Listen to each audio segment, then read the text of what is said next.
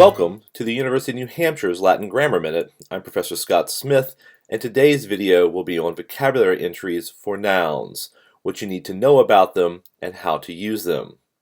So if you take a look at the first screen, you will see that we have three vocabulary entries for different types of nouns.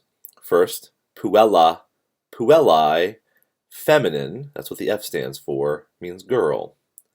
Next, puer, pueri, masculine, and this means boy. Mare, maris, neuter, and it means sea. You'll notice that every single vocabulary entry has three items. What the first one is, what the second one is, what the third one is, we'll get to in a second. But for right now, the key thing to keep in mind is that it is the second form, that is the genitive singular, that will tell you which declension, or category of nouns, these words belong to. If you see AE at the end of the second form, it is going to be a first declension noun. If you see a long I on the second part, it will be second declension. And if you see a short IS on the second part, you know it's going to be a third declension noun. Let's take a look at the first one you're likely to encounter, that is the first declension. Let's go over what these three entries mean. First, puella. This is the nominative singular. In other words, it is the case that's used for the subject. The next form, puellae, is in fact the genitive singular. That is, it is the of case, so of the girl. The third form is the grammatical gender. Each noun has a gender attached to it. It will not change. And so puella, puellae will always be feminine. Now there are three possibilities for gender in Latin. A noun can be masculine, a noun can be feminine, and a noun can be neuter. And it's obligatory for you to memorize the gender as you learn the vocabulary entry. So you have to know all three of these plus the meaning, that is girl.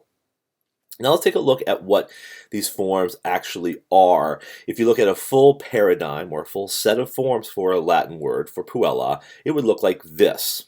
Right? Puella, puellae, puellae, puellam, puella, puella, etc. Now the vocabulary entry actually gives you the first two forms. Remember, the first form is the nominative singular, puella. The second form is the genitive singular, puellae. Okay, so you already know the first two forms of all of your all the paradigm. So just keep in mind, this will actually be the case for every single kind of noun you see. So let's take another example that you have not seen. So for example, rex regis. If you look at the is in the second form, you know that it is a third declension ending, and it's masculine. It means king. It gives us our word regal and regicide and so on. The first form will always be the nominative singular. The second form, regis, here is the genitive singular. So those will always be available to you, and you automatically know two of the forms for your paradigm. Now, one last thing about nouns. When you're actually looking at the vocabulary entry, you have to know which of these forms you're going to use to find the stem. And the key to finding the stem of a noun in Latin is not to look at the first form, not the nominative singular, but the genitive singular. You take off the ending and you have the root. So, for example, if we're looking at puella, puellae, feminine, first declension, girl, rex regis, masculine, king, third declension, it's the same. You take off the AE of the genitive, take off the IS of the third declension noun, and you have the stem. So for example, puel or reg. And then you add the endings to that form. So puellam, regem. Those are the accusative cases. Let's try again. Take a look at this one. You have puellae and regis. You take off the endings, you get puel and reg. And it's on these forms, the genitive singular minus the ending, that you add the other forms to the word.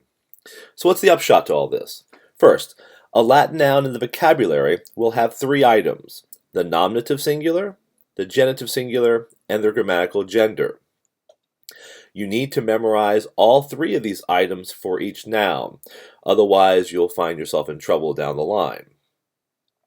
Next, to find the noun stem, remove the ending from the genitive singular. This is true for all Latin nouns.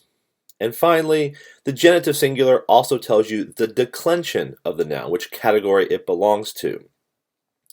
That ends this lesson on vocabulary entries for nouns. I've been Professor Scott Smith, and I wish you a fine day.